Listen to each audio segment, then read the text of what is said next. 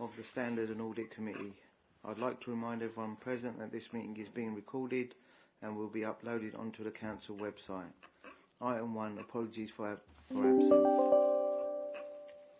Yes, we've had apologies from Councillor Rigby, Councillor Mays and Charles Clark, the Co-op team member. Thank you. Item 2, minutes. I move the minutes of the Standard and Audit Committee held on the 20th of October 2022 be approved as a correct record. Does any members have any comments on the minutes?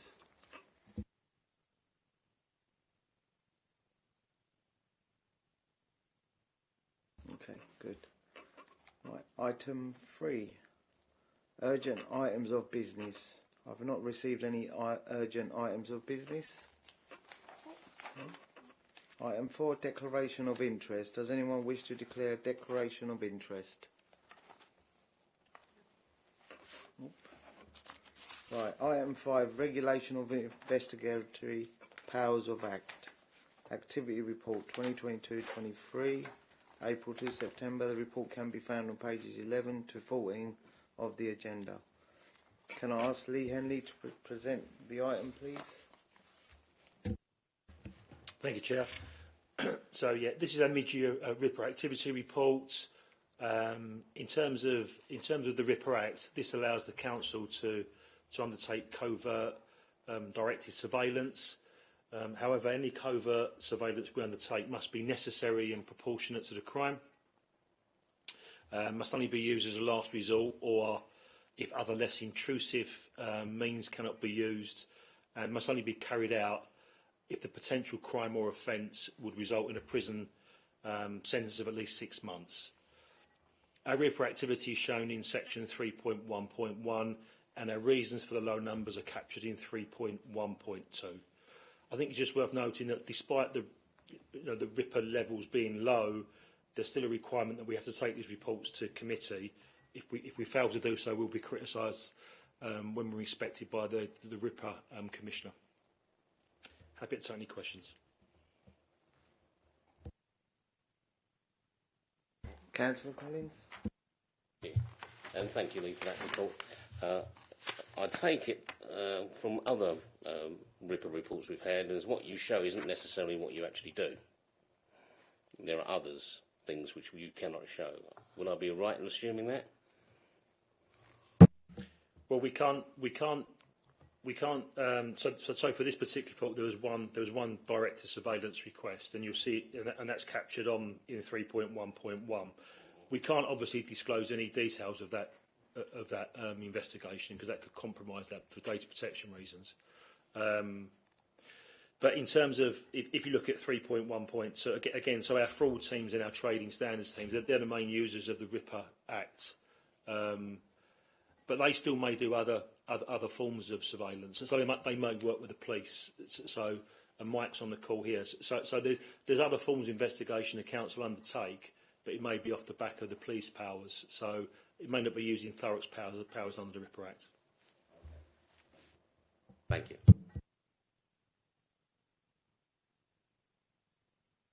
Right. Agree the report recommendation at 1.1 on page 11. No. Right.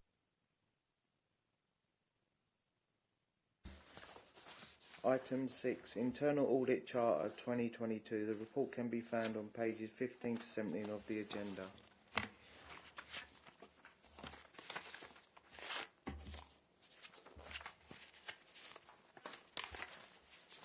Can I ask Gary Clifford to present this item, please? Thank you, Chair. This is the Internal Audit Charter. Ordinarily, this would come to the committee every 2 years, but because of the changes in terms of the directorates, I've brought it to this committee. It sets out the purpose, authority and responsibility of the service and establishes our position in the authority, including who we report to, access and purpose. There's a on mine the same as yours. Yeah. So on page 21 of the report, there's a definition of internal audit. And page 22 covers professionalism, which is the standards that we work to. Authority, which covers things like our access to records, and organisation, which is who we report to and the role of the Standards and Audit Committee. Page 23 covers independence and objectivity, so the fact that we're independent from other services and free from interference when undertaking our work and reporting. And we have no direct operational responsibilities over our activities being audited. Page 23 and 24 covers the responsibilities of the service, including supporting the Section 151 officer in discharging their statutory duties. The section also covers the scope of internal audit and some of the areas it covers, and the responsibilities of the head of internal audit. Page 25 on reporting is who we report to, and the data protection section covers the way that we have to be compliant with the relevant legislation. Page 26 is fraud, what we do, who we have to liaise with if we identify potential fraud. Happy to take any questions. Councillor Carter. Thank you for your report, and thank you, Chair. I would just like a quick rundown on anything that has changed in the Internal Audit Charter. It's purely job titles, so it's the same as the last one that was presented to the committee a year ago. Okay, thank you. Councillor Collins.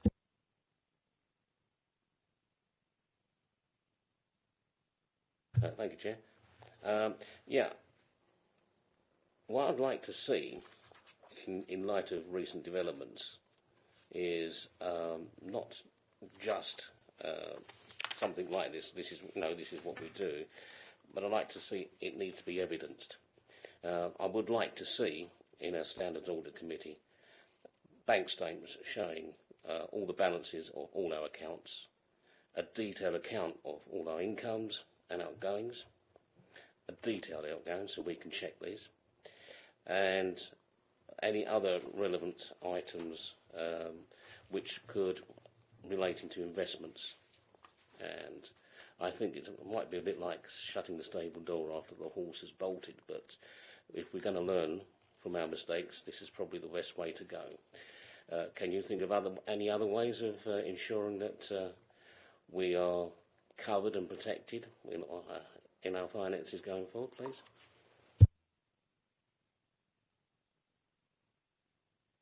I think in terms of the sort of the bank statements, the income and outgoings and the items relating to investments, that's probably Jonathan Wilson's area, finance area, to bring anything like that to the committee to discuss. In terms of what we can do more, I think at the moment we're sort of holding fire to wait to see what the results of the best value review will be and the Essex intervention, so we should be much clearer on the picture in January, and that sort of will bring in the second of my reports around how we're doing our audit planning for next year, because obviously that's going to impact on our audit plan, because I think there'll be stuff coming out of that we need to address as a priority as an internal audit service. Right, okay. But this particular audit we're just looking at the audit of systems, yes? The majority of our work is the audit of systems, yes. Thank you. Yeah. Thank you for the report. Can I just ask you, within it, it talks about one of the things you do is look at the effectiveness of risk management. I realise there have been lots of issues around getting things together and so on, but did you have occasion to take concerns about risk management to anyone? You don't have to give real details, but in the last sort of year. No, we haven't done anything on risk management in the last year. We undertook an audit about 3 years ago, and that was aligned to the position that was being reported to the Standards and Audit Committee, which was that the risk management at the corporate level was robust, but at the operational level there needed to be more done. Yeah, so nothing beyond that. Thank you.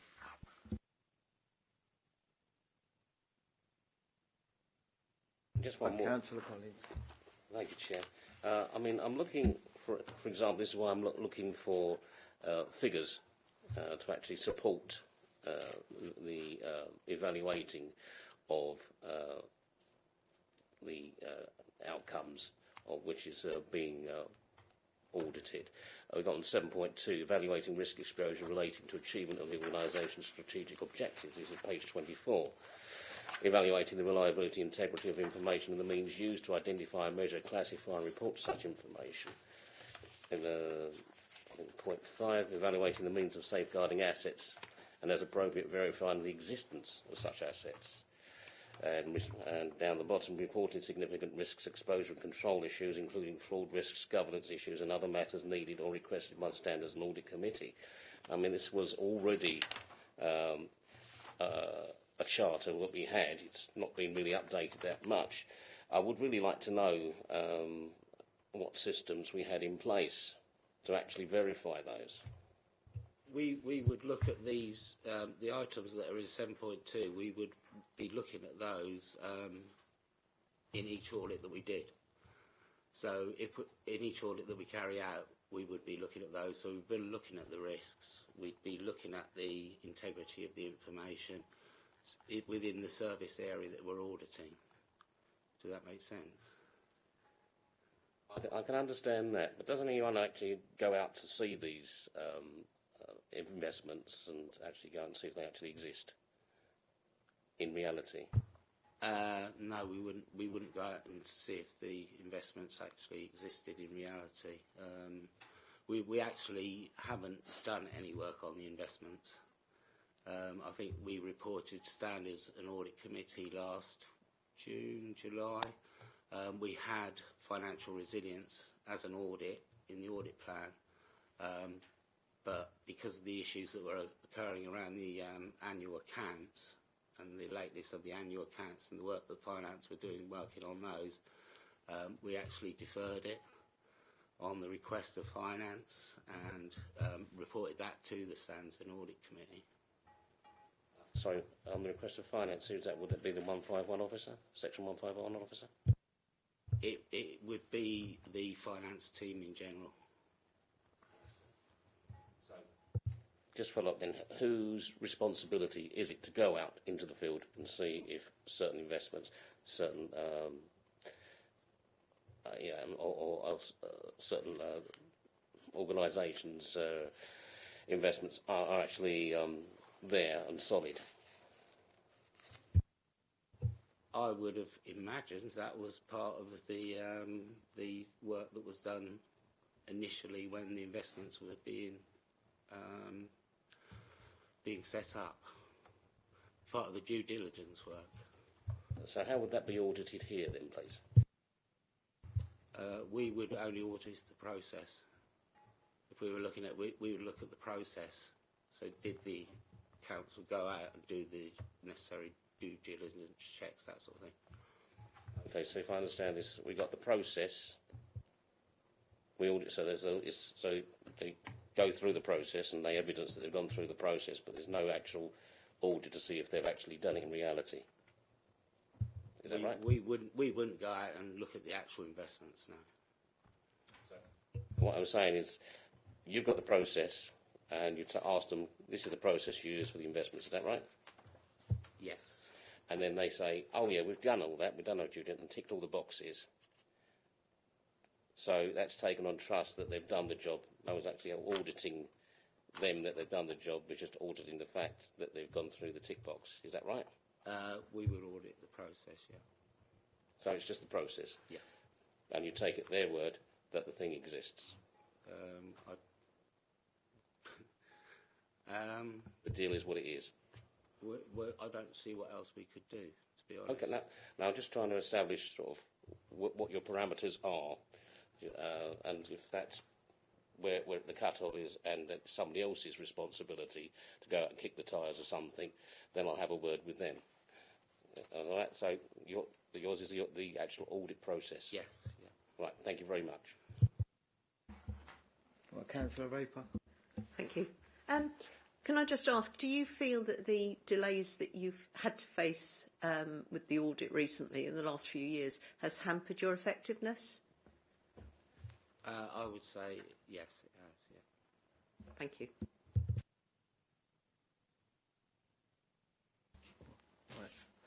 So agree the report recommendations at paragraph 1.1 on page 15. Yep. I'm not happy with it, Chair, so I'll obviously sending voice on this one. Members, it's John Jones, the monitoring officer here. The member's just said he's not happy about it. Does he want to change the recommendation, or does he want to add to the recommendation, or does he want to move something different? You're quite at liberty to record if you have any concerns. You're quite at liberty to have them recorded as part of your deliberations. And if somebody's prepared to second that, then it would be moved. Thank you very much. I just don't feel that it's robust enough, and I can't actually put my finger on it, but there's got to be a way of checking if the audit's been done correctly, not just taking it at face value. I think you've raised some points. All the members that have spoken have raised some points, almost hidden. The language used has been very careful, I think, in the meeting. You've mentioned investments, etc. I think we all understand where you're coming from. If you, and I'm trying not to put words in your mouth, but I'm trying to help you here. If you think something wasn't robust enough, or you even as a committee had missed something because of the lack of information or whatever put in front of you, you need to be able to say that and have that recorded. So you need to think about that. That would be my suggestion to you. Then I'd like a little more detail in the audit report and what exactly has been audited. A list of the things that have been audited.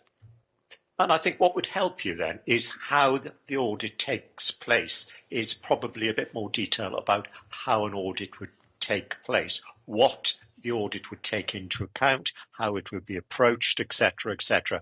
And it may be that your starting point is ask for that level of detail, not about any particular audit, about how Gary, for example, and his team goes about an audit, what they take into consideration, etc., etc. And always remember that you as a committee agreed the audit plan.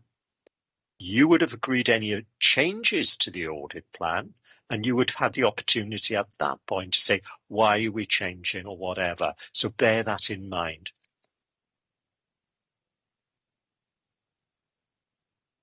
Thank you.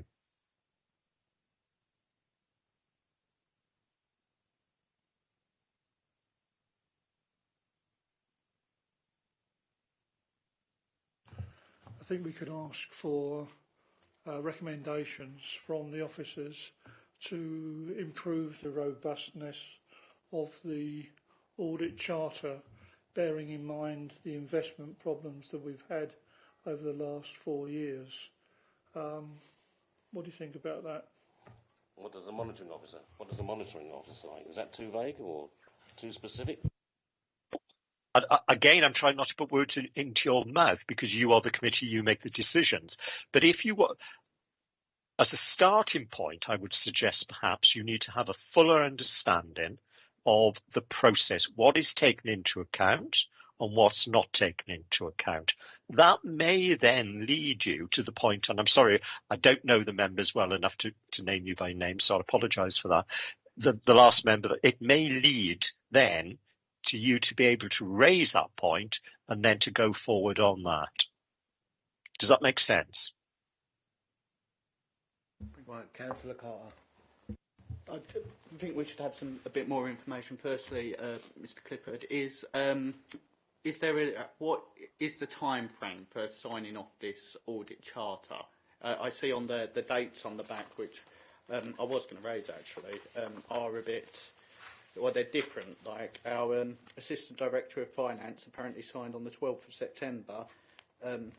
You signed on the 20th of October, and Councillor Rigby signed on the 20th of October. Well, Councillor Rigby isn't here. So is there a time frame on getting this this charter signed off? No, there isn't a time frame. Apologies for the dates. They should have all been the 20th of October because it was due to come to the last committee. So with this in mind, as members, I think we can defer this to the next stands and audit when a more robust one can come about. If there isn't a limit on signing off, and if that's what the committee wants, I'm just giving options here. We could do that, and instead of just saying it needs to be more robust, because we'll still be signing off the audit or audit charter. Sorry, not the audit. Yeah. Yeah. I would be happy with that, just deferring it, so we can confer and decide what more we'd like to see in it.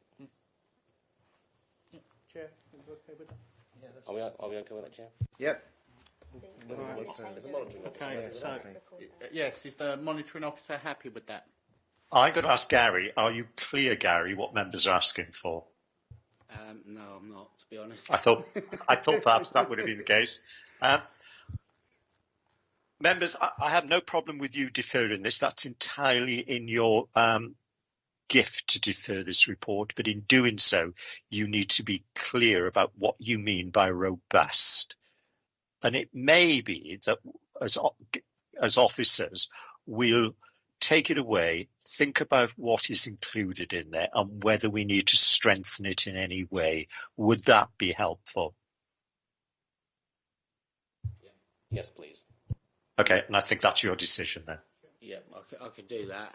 Also, in terms of what John was talking about, we have an audit protocol that I could bring to the committee that goes through in more detail the way we do undertake our work, who we report to. So if you want that on the agenda for the next one, then I can take you through that. I think they sit nicely together, Gary, actually. Yep, Councillor Carter. Okay, well, we can have... Is that working? Yeah. Sorry, it was just flashing random colours. So we can put that on the work programme for the next committee. Do I now need to, as a member, need to propose that we defer this and it be seconded?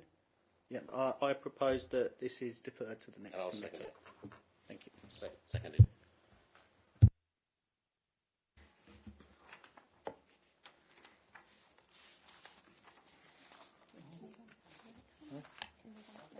Right, item 7, Counter Fraud and Investigation Quarterly Update. The report can be found on page 27 to 32 of the agenda. Can I ask Michael Deenan to present this item, please? Certainly. Thank you very much, Chair. And apologies for not being in the room. I'm on bereavement leave at the moment, but I still wanted to deliver the report to yourself and other members. Firstly, just to point you in the correct direction in relation to this, do bear with me. I'm just bringing this back onto my screen. I've been appointed as the Assistant Director for Counter Fraud, Enforcement and Community Safety, and that appointment took place on the 7th of November for your records if you do wish to have them. So moving forward, I will be the person presenting these papers as opposed to David Kleinberg. The report in front of you is a quarterly report that has been generated by the Counter Fraud Investigation Team, presently known as CFI. I'll draw your attention immediately to section 3, which is the quarter 2 performance, which is ultimately the reason for the report. So pulling your eyes to the figures, we have had 25 reports of suspected fraud received by the team. We have closed 20, which have been no fraud. However, I do like to explain that those 20 may or may not form part of that 25. There can be crossovers in time of opening and closing investigations. Within that quarter, we had 3 successful sanctions of proven fraud, and we currently have 123 investigations that are live. Now, that was at the time of writing, and that does fluctuate up and down every single day, just for the committee's knowledge. The work plan, which is Appendix 1, and that work plan is for 22-23, is ongoing. However, due to the fact that the CFI has now parted or been separated from Natis internally at Thurrock, I think it only right that I'm going to be reviewing that work plan so that it fits comfortably with the capabilities that the new CFI team will have, because obviously a lot of those capabilities sit within Natis and therefore may not be easily available to me moving forward. On that note, you'll notice at 3.2 I speak of the National Investigation Service, Natis. They are ring-fenced and we are trying to separate those different functions out. However, Natis will still try to assist the CFI team wherever resourcing is available and the capabilities are useful to the investigations of the CFI. Such capabilities include digital forensics and financial investigation officers. So we will still be able to share those resources, which is a positive step for the local authority. I haven't any more, other than the fact that at the next meeting I will bring that new work plan forward for all of the committee to review, and I'll have explanations as to why potentially the old work plan must be put down, because we simply won't have the capability to do it any longer. But I'm sure that can be discussed at the next meeting. Other than that, I have no more comment. However, I do open that up to Chair and its members for any questions. Yep, Councillor Lydiard. Thanks, Chair. Thanks for your reports.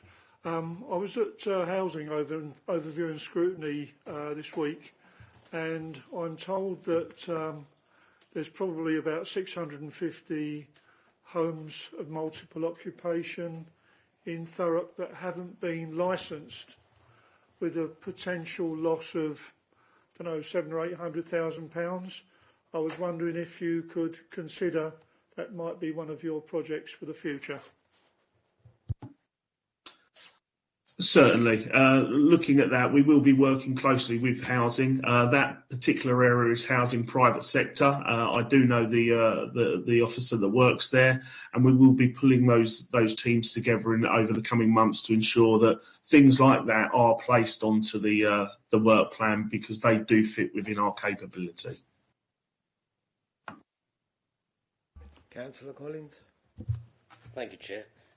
Could you just expand on the actual changes that are going on between CFI and Natis? You say there's some things we can't do anymore. I just want to understand what's behind this reorganisation, please.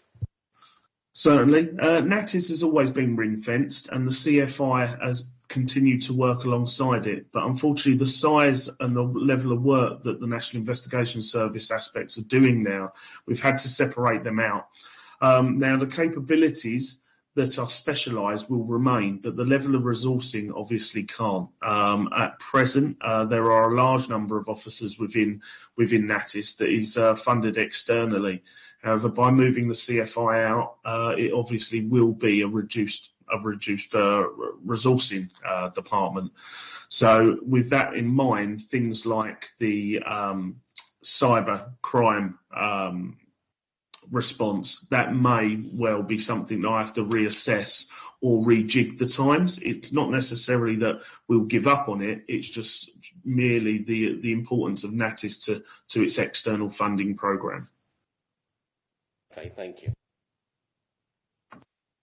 Councillor Raper. Has everyone asked their questions? Thank you. Can I just ask that we minute a thank you to Michael for turning up and joining us this evening at what must be a difficult time for him. So thank you. Yeah, thank you.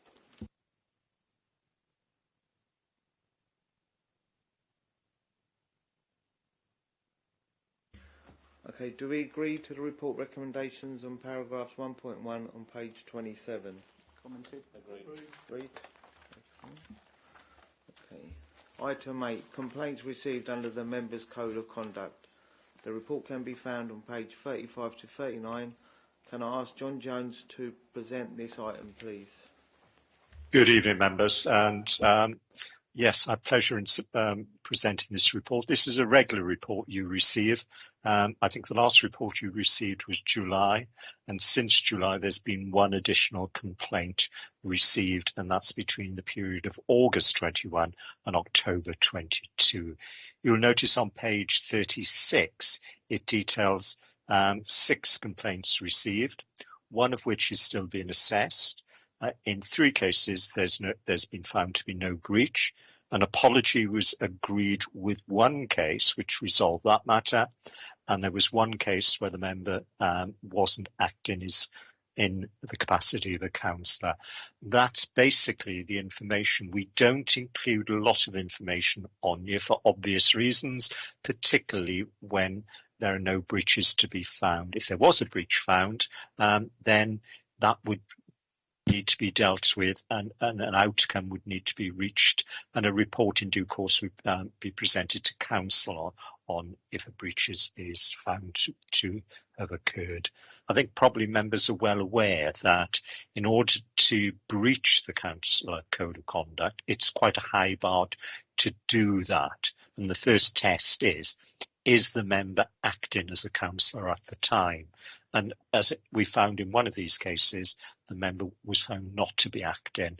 And I think in many cases, over many years that I've been dealing with member complaints, I think the biggest frustration members have when they make a complaint is they don't feel as if it's being treated seriously, because there is no clear outcome, no clear sanction sometimes. And I think that is the structure we have to work to. And I think that's why it causes people frustration. But really, that's all I have to say, unless you've got any questions about either the Code of Conduct process or any of the matters in front of you. Councillor Carter. Hi there, thank you, Chair, and thank you and welcome to your new role. Thank you. And what I'd like to ask is, it's been a little while since we passed the new ethical standards with the new Code of Conduct via this committee, and it was then passed at full council. Has that changed any of the barriers that we're facing, sanctions against members who are found to have been in breach of this Code of Conduct? No, I think in reality, if you look across the piece, across every authority, not a lot has changed at all. You still have to get over the barrier. The very first barrier is the member was the member acting in their capacity as a councillor first of all, and in most cases, even if they are found to be acting in their capacity, you have to take account of things like freedom of information, the Human Rights Act, freedom of speech. All those things makes it difficult in some instances to find that the member has breached. Use the freedom of speech, for example. You could be in a council chamber and a member could be quite offensive to another member. The courts have found on an example like that, members should be robust enough to put up with the rough and tumble of political life. So you should accept if you're having a difficult time in a meeting, somebody's rude to you, it's a part of political life. You may not agree with that, but the courts have. In other instances, it's been quite clear that if it reaches an element of criminality, that takes priority over the complaint.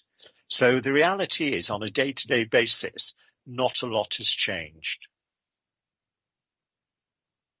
Okay, thank you for that. So I'm looking at the top newest one, the 5th of October 2022. Is there any idea of when this status will change from ongoing to closed or resolved? The reality is it depends on the complexity of it. Quite often there needs to be an investigator appointed, and then when you appoint an investigator, it depends on if witnesses are being submitted to support either the complaint or the person who's being complained of. So the reality is, at this stage, I can't tell you that. Thank you.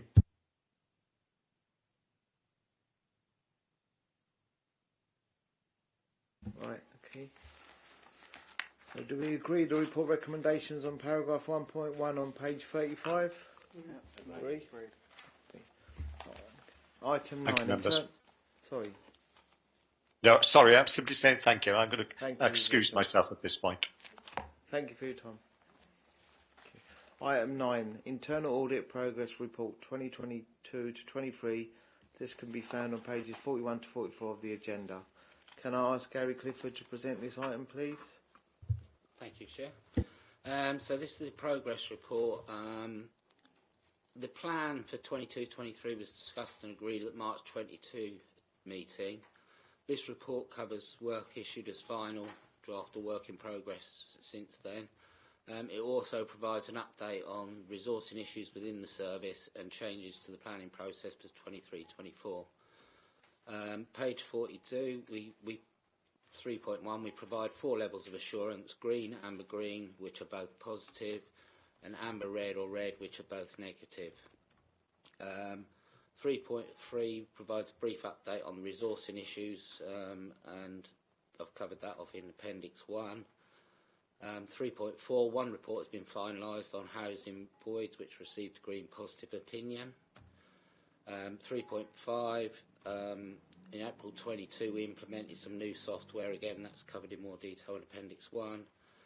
And 3.6, we agreed with Directors Board of the need to change the planning process to allow us to react more proactively to changes in priorities. And again, Appendix 1, there's more detail on that, which I'll come to. So Appendix 1, page 46, the table shows work completed, in progress and in progress.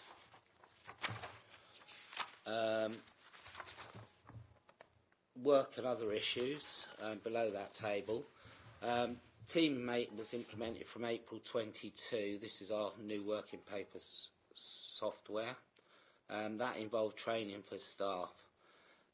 As previously reported, in March 20 and September 21, the service lost a senior internal auditor and an internal auditor. The other internal auditor was promoted to the senior role, leaving 2 internal auditor vacancies. A recruitment process started to fill these posts. In March 22, one of the senior internal auditors was headhunted on LinkedIn and left at the end of May. The other senior auditor handed in her notice mid-May and officially retired at the end of August. But as she was term time only, she actually left mid-July, which meant that at that point in time, I was the internal audit team. After 3 rounds of recruitment, we eventually enrolled 2 internal auditors who started in September, and they were trained on the new software at the end of October. So they are now starting to undertake audit work. In respect of the 2 senior posts, recruitment process started in June. An offer was made to one candidate, a very strong candidate, who then withdrew 4 days before the agreed start date. We re-advertised in October, but there weren't any suitable candidates. Re-advertised and are currently out to advert in November. But what we're doing is we're working with the HR advisors to identify the costs involved of targeting sector-specific publications, because we don't seem to be getting the quality of candidates that we would have hoped for through the current process. Changes to the plan, as due to the resourcing issues, little work has started in the current year. So what we're doing at the moment is we're discussing with all directors the next 6-month plan. We do have a plan. I've got the new internal auditors working on, but we're looking to. I've interviewed 6 directors to date. we're going to develop a 6-month plan that will go to Directors Board in February. It was going to come here in March.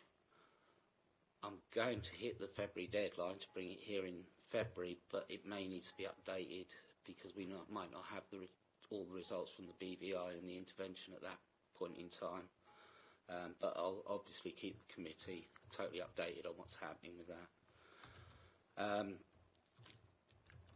I think that was probably about it. I think, oh yeah, the last point was that because of the way things are changing so rapidly at the moment, the need to go to a 6-month plan will allow us to react quicker to changes in priorities as well. So we should get less ad hoc work being asked of us. So happy to take any questions. Councillor Lydiard. Thanks for your report. I noticed that one of the problems that you investigated was tenancy and neighbourhood services, void control. Yeah. As councillors, we get lots of complaints about new tenants moving in and the property wasn't in a fit state, and the work wasn't done terribly well. And I'm glad you've highlighted it. How do you make sure your recommendations have been implemented and continue to be, implemented well? What we have done in the past is where it's a high level recommendation, we have gone back and looked at it. Where it's a medium or a low, we've contacted the service and we rely on what they're telling us basically. So with a high level recommendation, we would check the evidence to support what they've said that they've done it. Moving forward, the new software, what that allows us to do is actually put the recommendations onto a recommendation tracker, which means that we can then keep going back to the service and checking on progress. And having that automated will allow us to check medium recommendations as well in terms of getting more evidence to support what they're saying.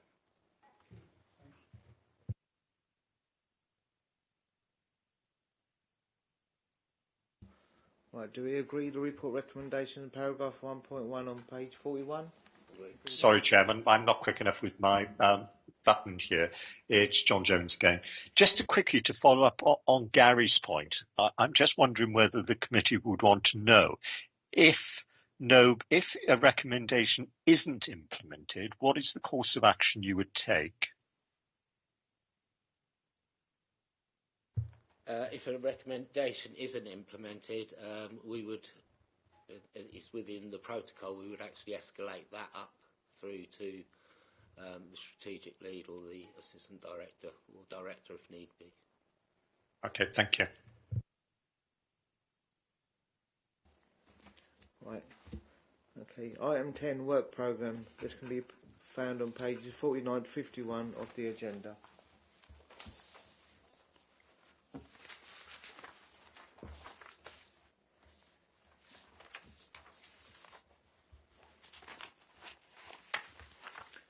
Councillor Carter. Hey, it's quite a substantive list for the March meeting, isn't it? I know I'm only a substitute, but it's perhaps an extraordinary meeting might be needed. I don't know what the committee's views on that is, but it does seem like a lot of items, and we have just deferred another onto it.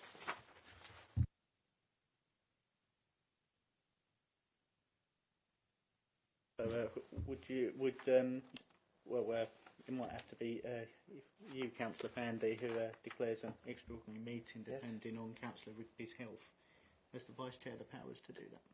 Well, at the current time, I've just sent an email out to officers to see where we are with some of those reports. Some of them have been left since sort of, the start of the year, and because of what's been going on, they've been delayed and delayed and delayed. Mm-hmm. So I'm currently checking the status of what reports can be ready, and then we can look at dates.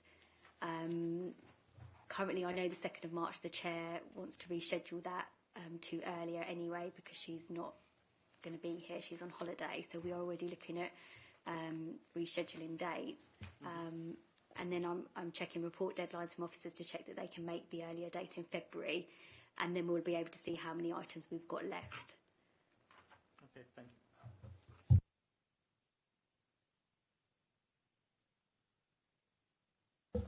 Right. That concludes the business of the meeting this evening, and I now declare the meeting closed at 7:45 p.m. Thank you. Thank you.